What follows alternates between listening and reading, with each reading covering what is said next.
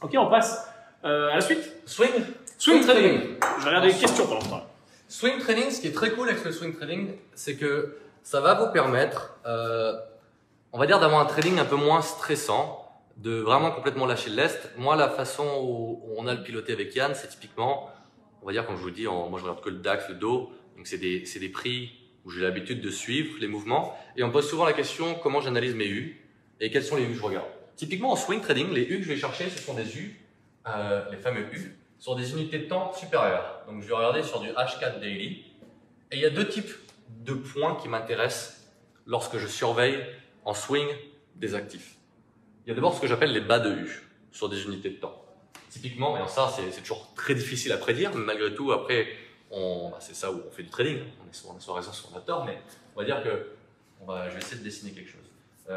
Ça monte, hop hop hop, encore, et puis là ça descend. Ok. Là vous avez une première fractale, donc là c'est monté comme ça, là le marché est en train de corriger. On descend, on ne prend plus rien. Voilà. Donc, là, on a les bougies. Tout le monde voit? Ok. Donc là, je suis en train de regarder typiquement un U. Je suis acheteur sur mon actif. C'est pour ça que je vous explique aussi souvent, choisissez un sens. Moi, sur le Dow Jones, typiquement, cette année, j'ai décidé d'être acheteur. J'ai misé sur une correction au début d'année. Le marché a corrigé. Moi, je pense que les Américains sont complètement switchés. Donc, à tout moment, ils peuvent continuer à pousser le truc encore plus haut. Donc, est-ce que ça va corriger? Est-ce qu'on a atteint les plus hauts? Est-ce que ça va descendre? Est-ce que ça va faire un range? Je ne sais pas. Mais en tout cas, ça ne change pas mon approche. Je cherche des U et je cherche des bas de U dans le cas présent sur des unités de temps plus élevées.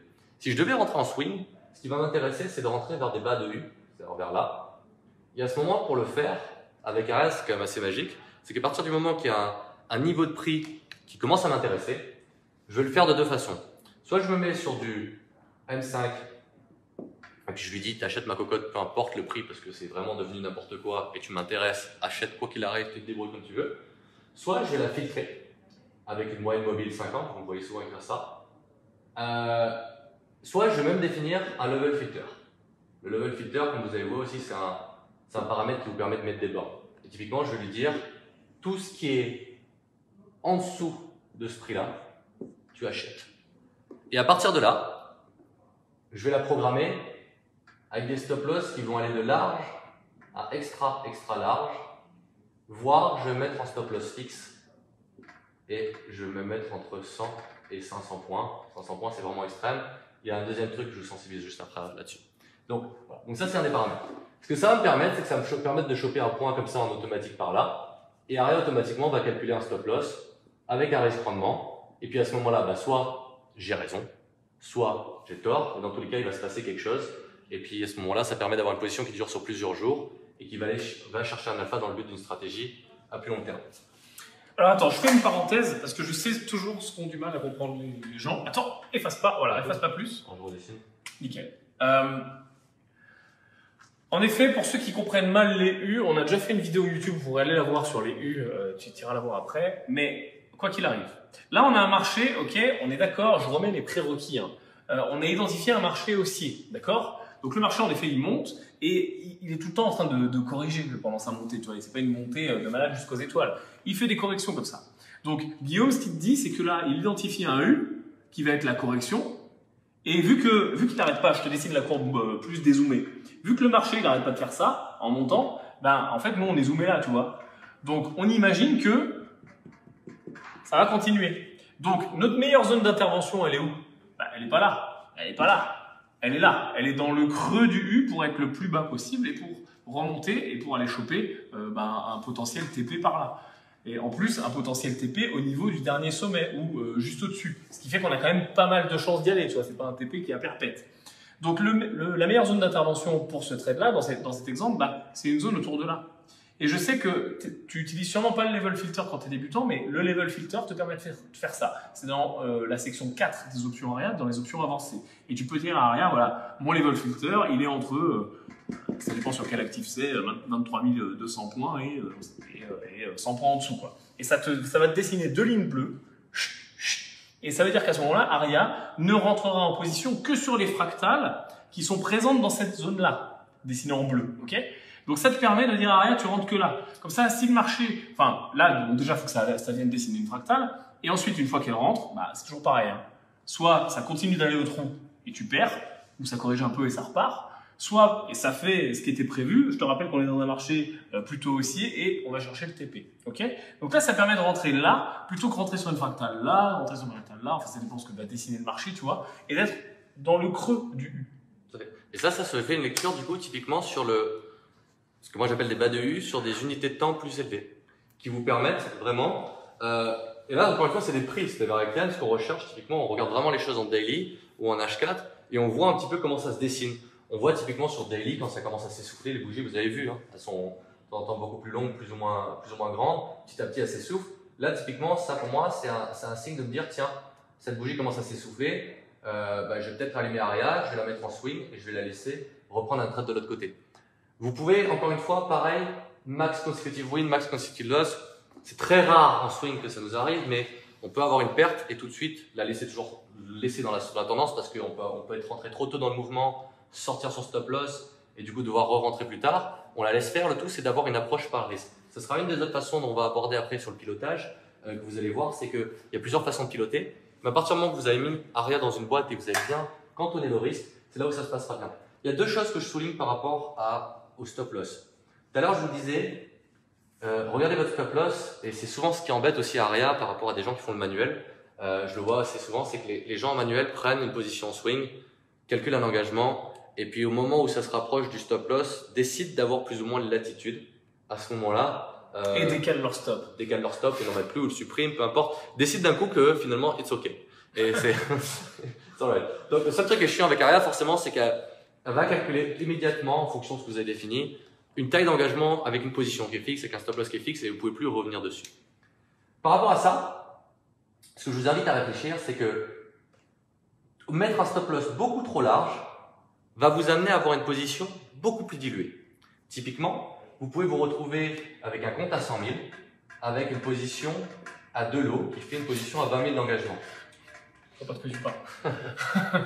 Et du coup, quand tu as une position à 20 000, il faudrait que le marché décale de 10% encore pour que tu puisses faire 2%. Ça commence à être vachement compliqué. Donc, le fait de pouvoir faire du swing, il faut le faire avec un minimum de... Il faut se donner une boîte, encore une fois, donc un stop loss, avec une latitude, mais encore une fois, si votre but c'est choper le bas du U, l'approche, en tout cas que moi j'ai en swing, c'est de me donner par exemple 2 cartouches. La seule différence avec mon approche à 2 cartouches, c'est que je me donne 2 cartouches quand je fais du day trading pareil. La seule différence, c'est que mes 2 cartouches en swing, du coup, ont des stop loss beaucoup plus éloignés. Donc j'ai une latitude d'erreur sur le fait de me tromper, parce que c'est très difficile de trouver un point bas sur une courbe. C'est toujours facile après coup de se dire tiens, ça c'est remonté. Mais au moment où on est par ici, c'est compliqué de dire est-ce qu'on est en bas ou pas. Ça me permet de me dire ok, si toutefois je me suis trompé une première fois, j'ai une deuxième zone d'erreur dans laquelle je vais avoir un deuxième prix qui m'intéresse. Et encore une fois, le fait de vous spécialiser, typiquement quand vous connaissez vos prix sur le Dow Jones ou si vous connaissez vos prix sur le DAX, peu importe, vous allez sur le Gold, peu importe au final, il y a des personnes qui traitent, même des traders ne traitent même pas avec des graphiques, traitent juste avec des niveaux de prix, vous permettent de savoir les zones que vous devez surveiller.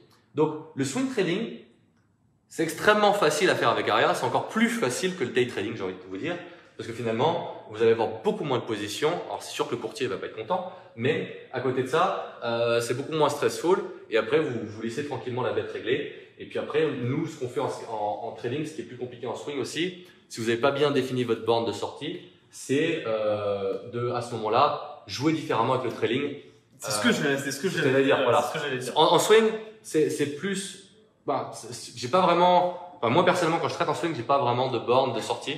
Je prends juste la position dans le sens et je me dis, je verrai plus tard. Et ça, c'est super intéressant. Ouais. C'est-à-dire que, regarde, tu vas prendre on reste sur ce même exemple, ok? Admettons que Aria est rentrée, tu avais tout bien défini, tu vois, elle est rentrée là, sur une fractale qui était ici, dans le bas du U. Tout se passe bien.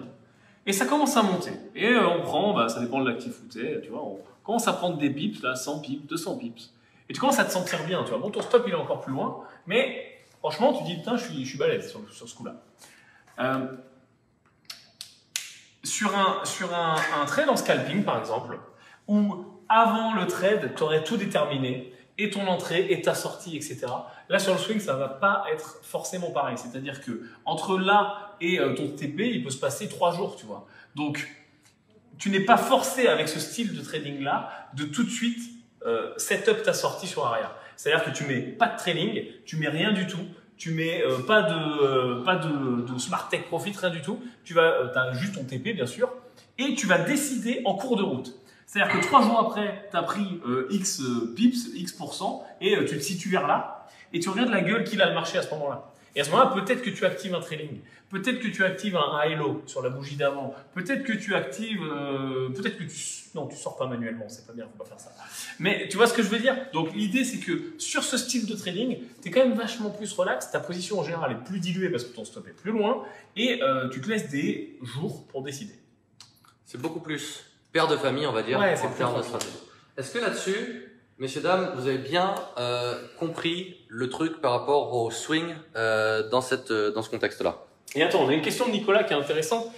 Redéfinissons toujours les bases du fonctionnement derrière.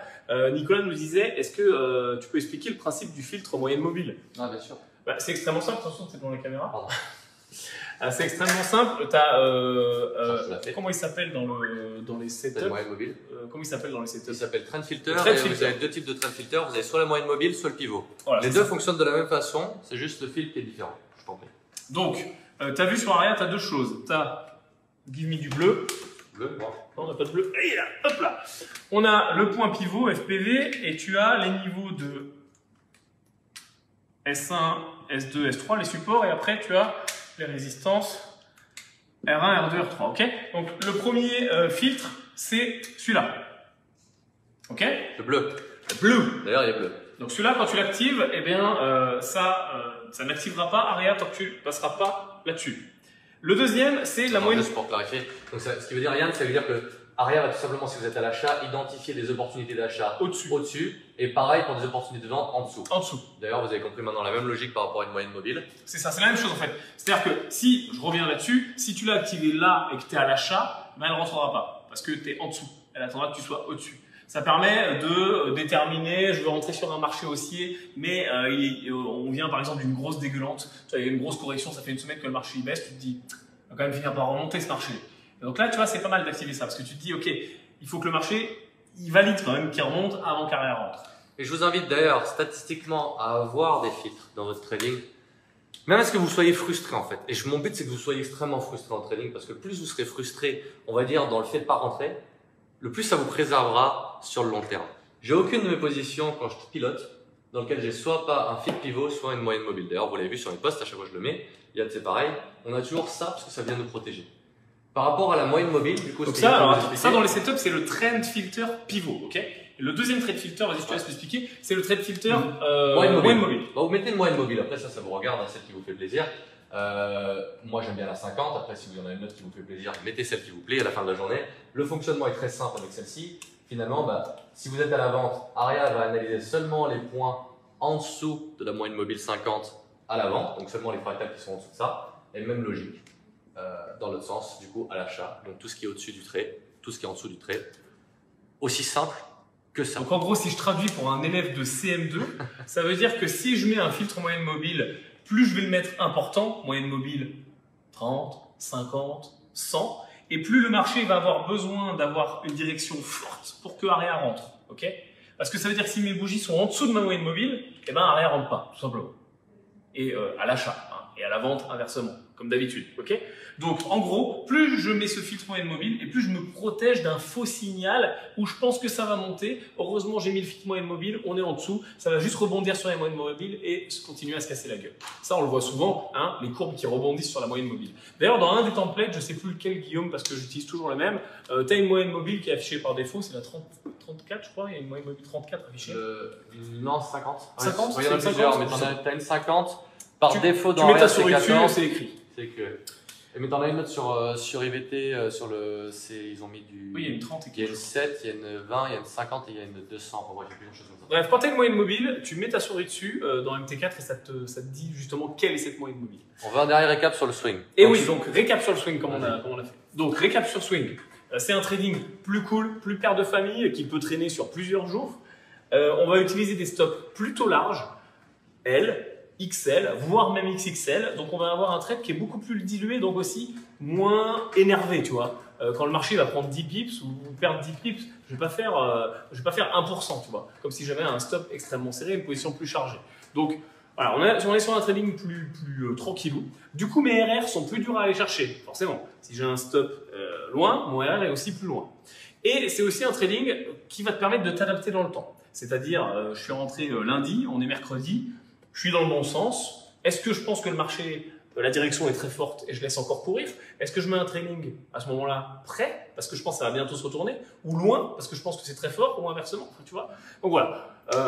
Donc globalement, RR plus difficile à atteindre, mais aussi tu te fais moins sortir sur stop parce que ton stop est plus loin, plus tranquille. C'est beaucoup plus père de famille, Beaucoup et ça se plus, lit sur des unités de temps beaucoup plus larges. Ouais, unité de temps beaucoup plus large. Et ça se définit beaucoup par le prix.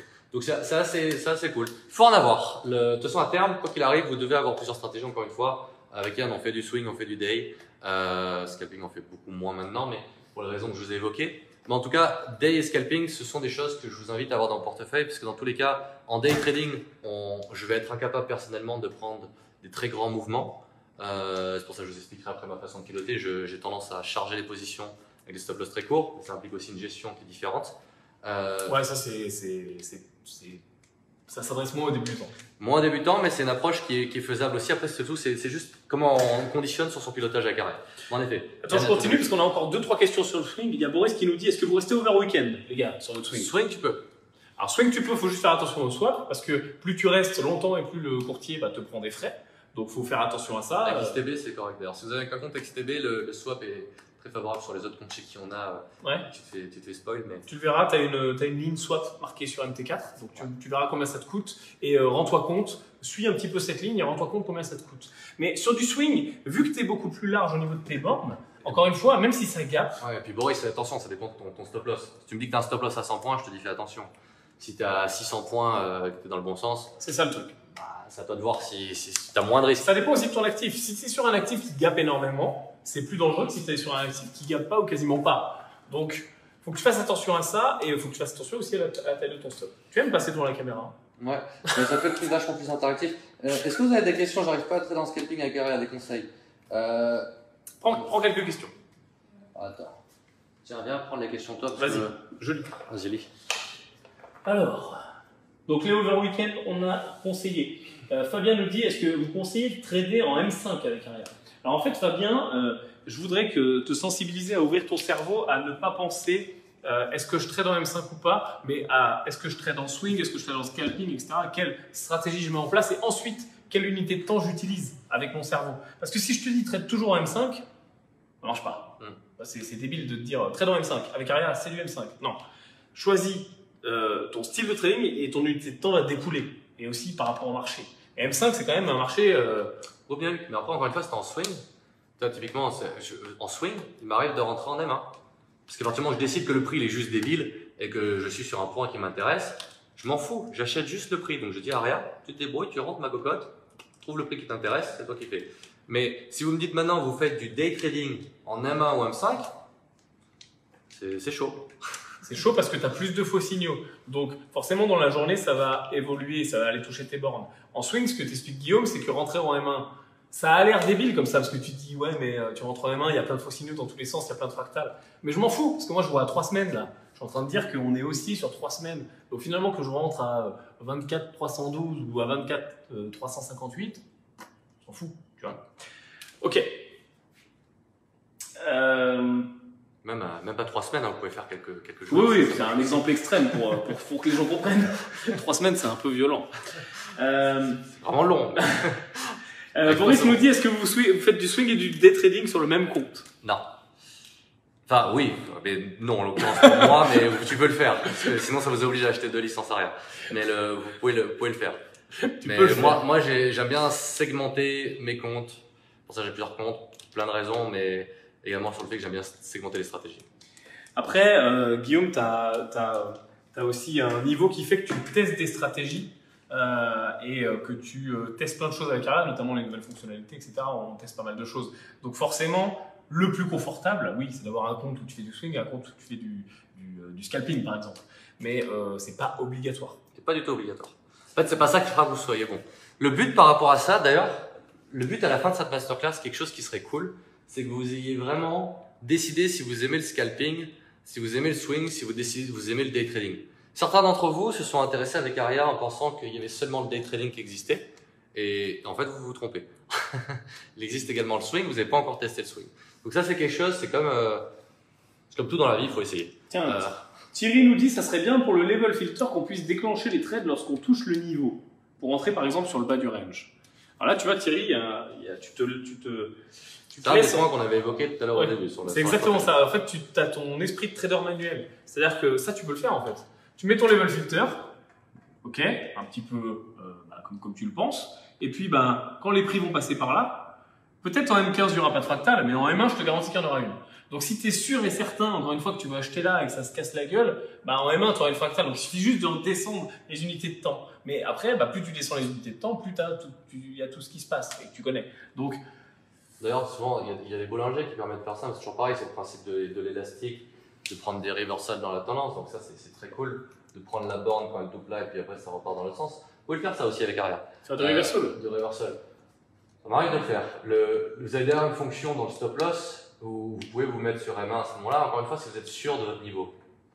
Là-dessus, vous n'avez même pas besoin de level filter, c'est-à-dire si vous êtes derrière les écrans et qu'à ce moment-là vous avez envie de kiffer, et vous êtes sûr que ça va partir dans l'autre sens, c'est bien définir vos bornes. On va dire gardez les bornes, c'est mieux quand même, je ne vais pas vous dire de pas les mettre.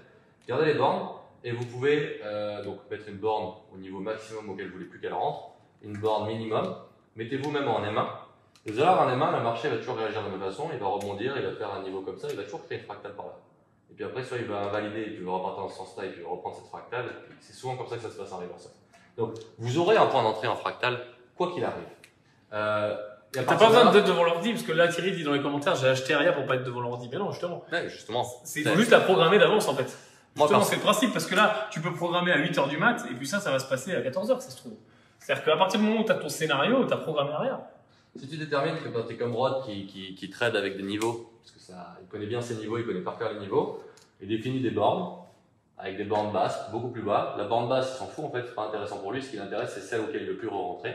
Et à partir de là, vous pouvez programmer Aria en M1 ou M5, et vous pouvez mettre Aria avec l'autre option de stop loss qui existe, qui s'appelle, donc vous avez plusieurs stop loss type maintenant. Vous avez une qui s'appelle ILO. Et la ILO, donc vous avez le fixe, volatilité et ILO. ILO va directement placer au plus bas dans la journée le stop loss et calculer automatiquement la volatilité par rapport à ça. Donc ça c'est une façon d'adresser, si vous souhaitez le faire, ces fameux reversals. Encore une fois, ça c'est une stratégie. Parmi tant d'autres, c'est à vous de voir si elle vous convient ou pas. Ok, et on a une dernière question de Nicolas et Eric qui nous dit voilà, la MM50 et les moyennes mobiles, sur quelles UT, comment on les choisit finalement, quelles sont les plus adaptées en fonction des UT? Là-dessus, j'ai envie de vous répondre, j'ai jamais fait une étude particulière des moyennes mobiles. Vous allez vraiment être très très déçus les gars. Je suis désolé. C'est difficile en fait de dire il y a une moyenne mobile sur telle UT, c'est comme te dire les voitures rouges vont toujours plus vite que les voitures blanches. Oui, si la rouge c'est une Ferrari, elle va plus vite. Là, encore une fois, c'est visuel. Moi, ça fait des années que je regarde la moyenne mobile 50. Toi, tu es sur la 50 beaucoup. Il y en a beaucoup qui sont en fait. Du coup, je me suis dit, tout le monde la regarde, tout le monde l'aime. Ils aiment les 50, les 100, les 200. Je me suis dit, je vais regarder la même que tout le monde, comme ça au moins je dirai la même chose. Je me suis dit. Donc, je me suis pas pris le cerveau plus que ça par rapport à la lecture des moyennes mobiles 50 à 50. Et c'est la même que je lis en fait pour toutes les unités de temps. À la fin de la journée, ça change pas mon jugement. Encore une fois, les gars, gardez les choses, et les filles également, extrêmement simple, c'est l'objectif du jeu.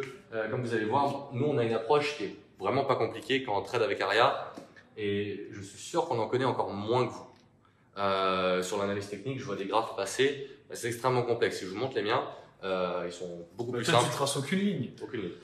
C'est vrai que des fois, on rigole avec Guillaume parce qu'on suit beaucoup le groupe, et on voit des analyses hyper complètes, très bien faites. C'est bien fait, c'est beau.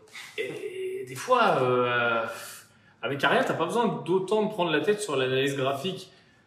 Je t'avoue que, tu vois, quand t'as un trend haussier, baissier, tu le visualises et puis finalement ça suffit quoi pour trader avec Aria.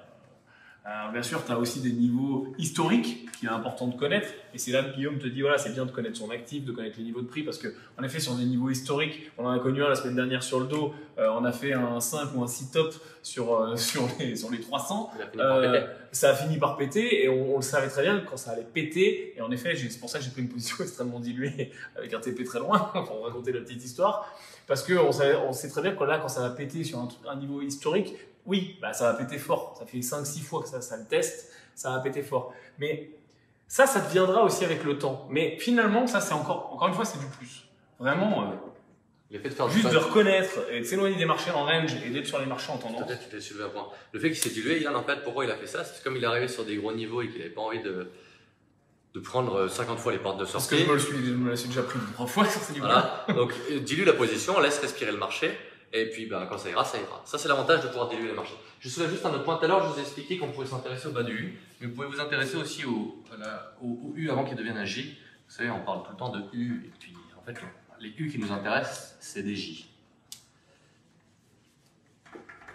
Et comme vous l'avez compris avec Yann, on regarde toujours les grosses unités de temps pour driver, pour conduire, on va dire, notre sens, en tout cas sur notre façon de piloter. Pourquoi? Parce qu'on part du principe que si un marché pousse dans une certaine direction, avec un gros mouvement, on a plus de chances qu'on soit dans le bon sens que s'il ne pousse pas forcément avec nous, même si en effet, sur des plus petites unités de temps, on peut avoir des lectures qui sont différentes. C'est vrai également.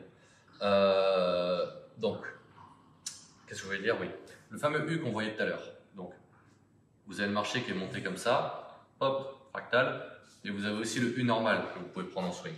Et à ce moment-là, pareil, vous prenez une position, vous laissez juste Aria, vous la laissez naviguer, vous mettez un stop loss large, et votre lecture à ce moment-là, c'est ça qui est intéressant en Aria, c'est que vous pouvez avoir une rétro-ingénierie, enfin, faire du rétro-engineering sur justement vous dire est-ce que votre point il est bien, vous êtes rentré justement à ce niveau-là, et vous avez en effet un stop loss qui est visuel, qui est cool. Et vous dites, tiens, le marché, par rapport au U précédent, ça s'est bien placé, ça se décale, le marché a l'air d'être tendance, ou est-ce que vous vous êtes retrouvé complètement flingué en haut d'un swing vers là-haut et que vous avez un point finalement sur une lecture daily qui n'a pas forcément de sens. Donc il faut essayer de faire ces parallèles-là, mais encore une fois, le plus simple, ça reste quand même d'analyser les bas de U. En swing, ça reste plus simple à faire, je trouve. Est-ce qu'on en a fini avec le swing? Ouais, je pense. Tu peux checker le prochain sujet. Je réponds à une question quand même là de El Silvanito qui nous dit comment on fait pour mettre un stop serré avec un TP loin. Il faut tout simplement que tu agisses sur ton RR et sur ton stop. Dans Aria, il n'y a pas plus simple. Peut-être que tu n'as pas Aria, c'est possible, parce qu'on a des gens dans le groupe qui ne sont pas encore pilote Aria. Et si tu as Aria, c'est Profit Factor. Il faut que SMLXL pour le stop et Profit Factor pour le TP, tout simplement. Et tu règles la distance de ton stop et la distance de ton TP. Et en jouant sur les deux, tu arrives à avoir justement des maths qui sont positives, comme aime à te le rappeler Guillaume.